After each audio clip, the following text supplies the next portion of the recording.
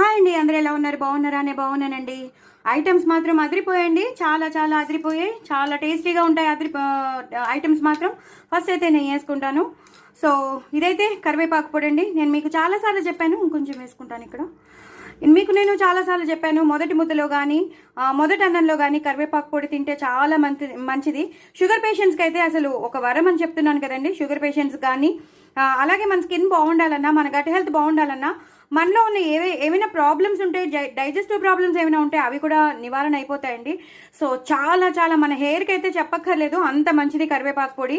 అంటే కరివేపాకే చాలా చాలా హెల్ప్ఫుల్ మనకి. అలాంటిది ఇంకా మనం ఇలా చేసుకుని తింటే మాత్రం రోజు రోజు తిన్నారనుకోండి, మనకి కావాల్సిన బెనిఫిట్స్ అన్నీ మనకు వచ్చేస్తాయి. సో డూ ట్రై ఇట్ అండి. దీని రెసిపీ నేను మీకు తప్పకుండా పంపిస్తాను. మీరు పంపించడం ఏంటి, ఒక దాంట్లో నేను చెప్పేశాను అనమాట. అంటే కరివేపాకు పచ్చడి చేసుకునే ముందు మనం చింతపండు కలిపే ముందు, బెల్లం కలిపే ముందు మనం ఇలా తీసి పెట్టేసుకుంటే ఇది కరివేపాకు కూడా అయిపోతుంది. చాలా చాలా టేస్టీగా ఉంటుంది. ఎక్కువ నెయ్యి వేసుకుని తినాలి, అదిరిపోతుంది.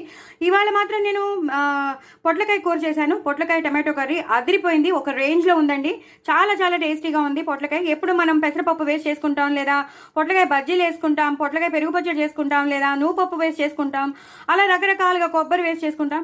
కానీ ఇవాళ మాత్రం నేను పొట్లకాయ, ఉల్లిపాయ, టమాటో ఈ మూడు కలిపి కాంబినేషన్లో చేశాను, అదిరిపోయింది. కొన్ని మసాలా పౌడర్స్ వేయాలి, అవి వేస్తే మాత్రం ఒక రేంజ్లో ఉందండి. మీరు తిని చూస్తే కానీ తెలియదు, ఏదైనా టేస్ట్ చేస్తేనే కదండి తెలిసేది. సో డూ ట్రై ఇట్ అండి. దీని రెసిపీ నేను మీకు షేర్ చేస్తున్నాను కాబట్టి తప్పకుండా చూడండి, చేసుకోండి.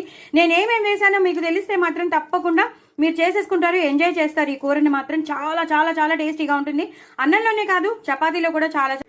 ఇదేమో దోసకాయ అంటే ఎవరికి ఇష్టం ఉండదు, నాకైతే చాలా ఇష్టం. మీకు కూడా ఇష్టం కదా.